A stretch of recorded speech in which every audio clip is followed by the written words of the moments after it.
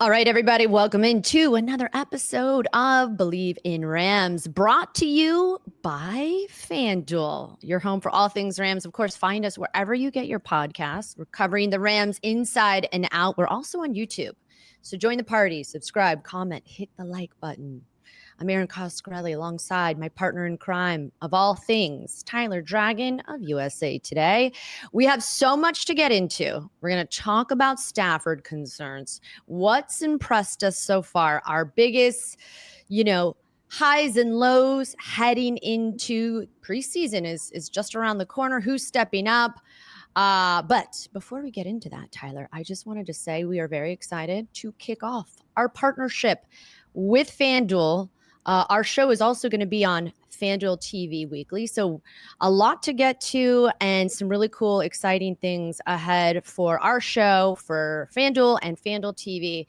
And since, look, we're going to talk about some stuff, what we think the Rams are going to do in terms of numbers for those of you listening at home. And maybe if you're eyeing Super Bowl futures, maybe, just maybe, don't sleep on the Rams, because right now, if you go to FanDuel, they are sitting at plus 1,800 to win it all. Okay. What that means is if you drop $100 and they end up winning the Super Bowl, you're getting $1,800 back in return. You got Kyron there. You got Puka, Davante. We'll talk about Stafford in a minute, but how do you feel about that? If they're the sixth team, Tyler, favorite, the third in the NFC best, to make it to the Super Bowl. How are you feeling about that value bet right there? Sounds like I need to put $100 in. No, in all seriousness, so I wrote about it last week. I wrote a Rams column, and really the Rams on paper, they're for sure one of the upper echelon teams in the NFC and the favorite to win the NFC West. For sure. This is one of the most complete teams when you look at what they have offensively. Stafford, yes, we're going to talk about his back ailment, but when he's on the field and you add in a Davante Adams, like you said, a Kyron Williams, the continuity along the offensive line. Didn't even mention Puka Nacua coming back for year 3, which should be even more improved. And then on the defensive side of the football, I really love what they're doing. Jared Verse is motivated not only to be one of the best defensive players in football, but just to be one of the best ever at the position. I mean, he said it himself. I mean, he's not resting on his laurels after winning Defensive Rookie of the Year. He wants to have Aaron Donald type impact with the Rams. He said multiple times, I mean, to that extent this year, Fisk along the defensive line. So this is a really good Rams team on paper, though. Everybody is optimistic. Now it is August 1st. I can't believe it's August 1st already. But everybody is optimistic this time of year. But for the Rams, they have reason to be optimistic considering they put the Philadelphia Eagles, they tested them to the brink last year before, obviously, Philadelphia went on to win the Super Bowl. Yeah, I love this breakdown. And you're going to get these kinds of thought-provoking discussions and conversations all throughout the season. There is a lot to get to. They had a very busy offseason. I spoke with Joanna Hunter, who was just telling me about mandatory mini camp in Hawaii, there were so many layers to them even going there and how unique it was for an NFL team. In fact, they actually, I don't know if you knew this, planned that Hawaii tourism, Hawaii was impacted by the wildfires before LA had what we had to go through. So a lot of really interesting synergy between this team on the field, off the field. And I think I've been at camp at LMU. This is the second year in a row they're hosting at LMU. It's really cool. It's nice. It's an intimate feel. Fans are excited. There's so much in the way of anticipation for this team. And I think you hit it on all accounts that on paper right now, this team is pretty hot and is potentially looking to, again, repeat division titles once again. Let's get into the storylines, Ty, because there's a lot of them. And, I think we should start with some of the injuries. Obviously, Tuesday, Emmanuel Forbes Jr., he exited after a red zone drill. He tweaked his hamstring. And then not that long after, another guy in Cam Curl injured his ankle. He had to be carted off to the locker room. Not always great news for your secondary. But we did get some good news from Coach McVay at the presser after practice saying that Curl is considered week to week. And then as for Forbes, he tweaked his hamstring slightly. He'll be out 1 to 2 weeks. Okay. So those are guys in the secondary. We also got an update on Alaric Jackson's rehab plan. He is suffering from blood clots. I think the Rams are being abundantly cautious with this type of situation. And coach said, of course, they had asked, how is he doing? He said he is able to partake in jog throughs and do some individual work. He is chomping at the bit to get out there. But he's going to continue to follow the doctor's orders. I do know he's been outstanding. So we didn't really get a clear-cut answer on Jackson. And, the big news out of camp, certainly the last 2 weeks and how it's played out, Ty, was really interesting. On the 22nd, all of media had access to get to Sean McVay before camp started, just to sort of set the tone and get an understanding of what we were going to see at training camp. He first came out of the gate, no one asked. He gave us an update on Stafford. And he said he's going to be held out the first 5 days of practice. He's dealing with back soreness, but that he remains confident he'll be back week 2. The following week. Week 2 of camp. No, that he would be available week 2 of camp, right? So then week 2 of camp upon us, again, not needing to be asked, McVay, he's always great with the media. He's always willing to give us insight on the situation. And I talked to a lot of the staff, a lot of media, and I said, do you feel he is being sincere? Everyone seemed to echo exactly that he is, that he's being honest, that he's being truthful, that this is just an abundance of caution for Stafford. But the tricky part was, Ty, that he went from, okay, he's going to miss the first 5 days of practice, and then followed by, he's not going to be out here, and he's on a week to week sort of status. And we're very confident he'll be ready in time week 1 against the Texans. What say you when you read between the tea leaves on what you think Stafford's dealing with, and do you believe he'll be available week 1? So this time of year, these kind of little injuries like this, a nagging hamstring, an ankle, a tender back, when it's early August, mid-August, I don't really concern myself too much because there's still a lot of time before the regular season, 5 weeks, in fact, until week 1 kicks off. So I'm not overly concerned.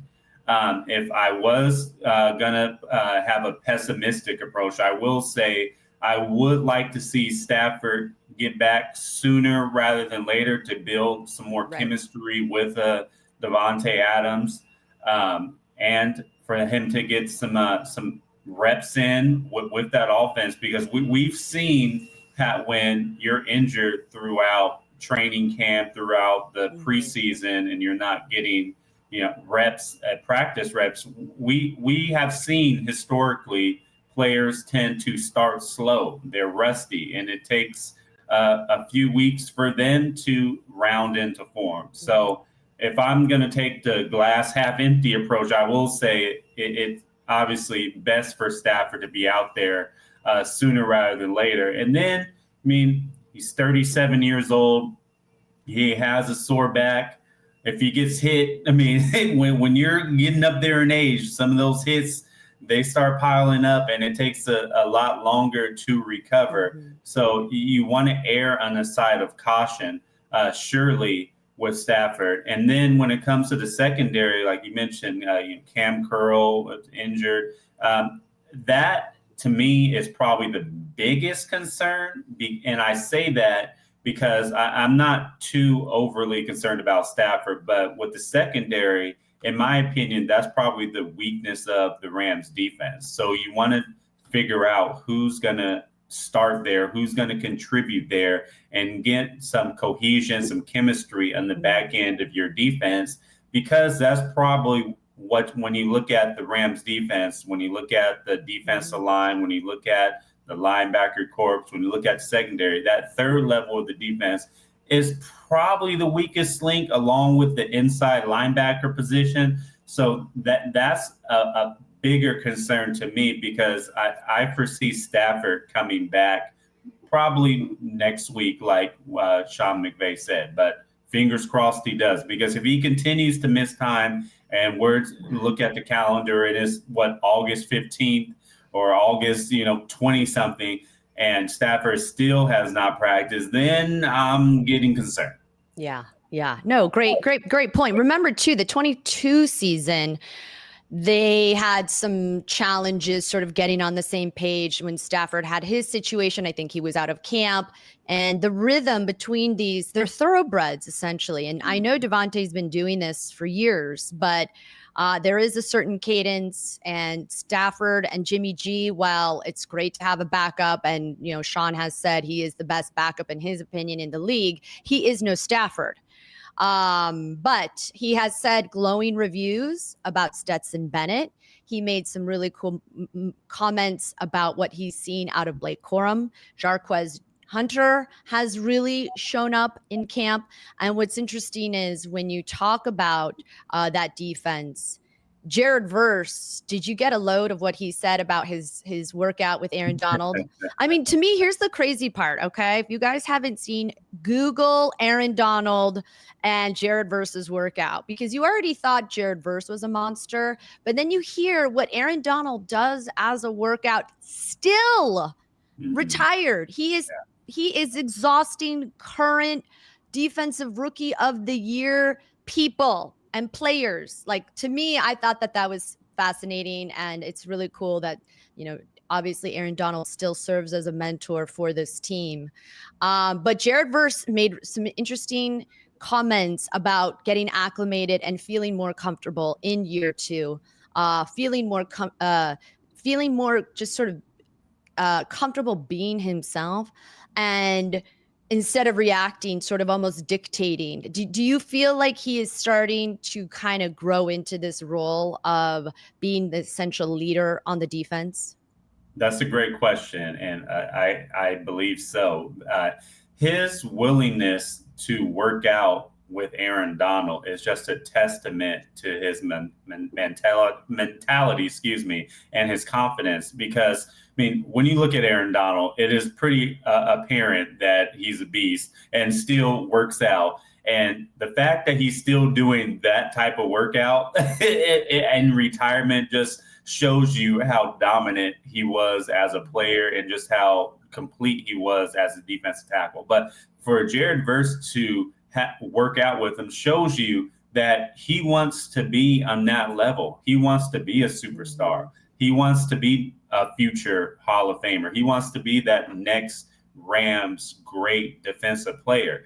And he's motivated, and he has the capability. When you look, he led all rookies in pressures last season, was definitely one of the best rookie defensive players in all football, if not the best, because of that Defensive Player of the Year award as a rookie. But yeah, I think year two, he's just going to get even better. He's mentioned this offseason that he left a lot of sacks out on the table, and he could have had even more in his rookie season. So now he looked at that film, critiqued himself, analyzed it, and he knows what to do next season to improve. And the fact, like I said, the fact that his willingness to work out with a legend shows you that he wants to be one himself. I mean, and there's so many characters on this team too. The way Jared told us this story, he had said he asked Donald's wife to call the police, obviously in jest. There is this actually, it's really interesting. And even DC Chris Shula, who's entering his second season as with his title, has just, it seems like people are really growing into maturity, and the messaging that sort of keeps popping up for both these guys, for all of these guys, is growing together. And getting to spend your mandatory mini camp in Hawaii. Again, Joanna Hunter was telling me how many people rallied around Puka Nacua, and just even seeing him mature. And one of the things that sort of would consistently pop up, whether we would talk to Coach or Davante, was Puka. You mentioned Aaron Donald being a legend in terms of advice and mentorship for Jared Verse. It's the same thing for Davante with Puka. And it's been really cool. Coach said to see Puka's curiosity, to see his humility after doing and being so, the first 2 seasons, this unexpected, I think a lot of people didn't think Puka was going to be Puka, and yet he still wants to grow and learn from a guy like Davante. Yeah, I think it shed light into his humility when he told Davante that he can be first in line during practice reps and be the first receiver out there. And not only just because Davante is obviously a multi-time Pro Bowler and All-Pro and could end up being in the Hall of Fame himself, but Puka also wanted to watch him, see how Davante gets in and out of breaks and run routes. He's only going to get better from watching a player like Davante Adams. Davante Adams is one of the best route runners still in the NFL, even in his 30s. That's why he's still regarded as one of the best receivers in the NFL. I believe the Madden ratings just came out. He's one of a 90 above Puka Nacua. So, I mean, for those Madden players. So Davante Adams, I mean, like I said, he's one of the best free agent additions in the NFL this offseason. I think the Rams got a huge, huge win by signing him, and he's going to pay dividends not only on the field, but off the field, in practice, and in the classroom with the Rams' young receiving corps, particularly in Puka Nacua, and it'll only enhance Nacua's career. Yeah. No, it's been very cool to witness how this team has really gelled together, and again, with question marks around Matthew Stafford. How long do you think a guy like Davante, or not even just Davante, but you have Terrence Ferguson out there now, who's really trying to adapt to the pro level of football. I think we won't really know things until we get a bit more of an understanding of what this injury means for Stafford, and then ultimately how that's going to impact the offense. But it's been very cool. Like I mentioned earlier, Blake Corum has found ways to impress the coach. I think a lot of us were sort of wondering, scratching our heads, what is this committee going to look like this year with the draft of Jarquez, and of course the contract situation with Kyron. And then you're seeing Blake Corum make some interesting progress during training camp. Even Jordan Whittington, the wide receiver, was getting some attention and some high remarks from coach. And one of the things when Mike LaFleur was at the podium, I want to say it was not yesterday, the day before, it seemed like this team's identity moving forward offensively, they want to make it more, I don't know. What are you seeing from this offense that to you indicates more versatility, which is kind of what they said they wanted to work on late last season? Yeah, I think it's important for the Rams to be a more balanced offense. Sean McVay is known for running 11 personnel, one running back, one tight end, and 3 wide receivers. But especially with the draft pick of Ferguson in the second round, I expect them to run 2 tight end sets, 12 personnel with Ferguson in there, as well as Tyler Higbee. and that is can kind of open up the running game a little bit. Because you add another blocker in there, a bigger body. Not saying he's an offensive lineman, but he's big, obviously a better blocker than a receiver. So I expect McVay to dial up the run a little bit more. I do expect them also to sign Kyren Williams to an extension. I did hear that things are progressing, although nothing is imminent to this point. It is a good sign that Kyren Williams' agent, Drew Rosenhaus, was at training camp recently.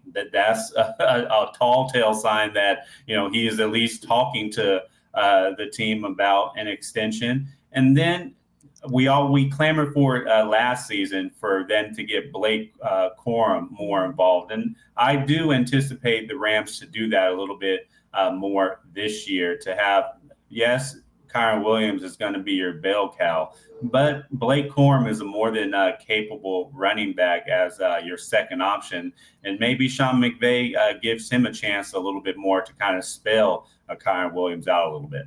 Yeah, I love it. I love it. How about Puka Nacua and Nate Landman? What's been your take on the expectations? We heard from Nate yesterday, and he's sort of becoming and emerging this breakout star for that starting linebacker position. He talked about emerging into the Rams defense, and building some camaraderie and chemistry with the team. And he's an interesting story. He comes from Zimbabwe, and we had asked if he was in touch with Raheem over obviously with the Falcons, and he said he was not. So what do you make of Landman, his involvement in the defense, and the addition of Puka Nacua as well?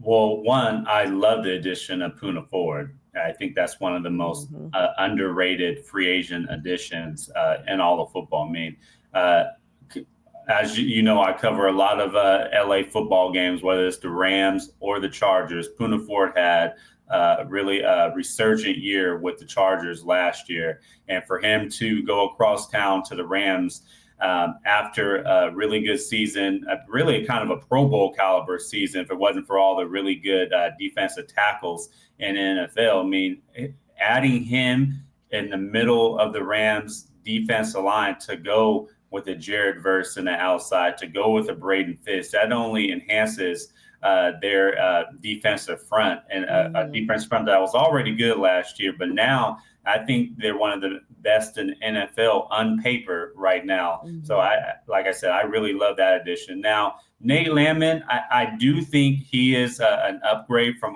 where they were at last year, but the jury is still out, because I'm not going to be I'm not going to sugarcoat. I wanted the Rams to kind of draft an inside linebacker in the draft, whether it's the first or the second round. They didn't do that. They went with Nate Landman instead. And so he did lead the Falcons in tackles last year. So we'll see if he can kind of bring that same thing in Los Angeles. But teams are going to test the Rams linebacker corps in the middle, especially when they're running the football. These running backs, when they get to the second level, we're going to see if a Nate Landman, Omar Spades can, bring these guys down. I mean, I don't need to mention Saquon Barkley's name anymore. We already know how the Rams fared against him, but they're going to play the Eagles early on in the season. So the Rams are going to get tested early, especially on defense. And Nate Landman and company, they're going to have to rise up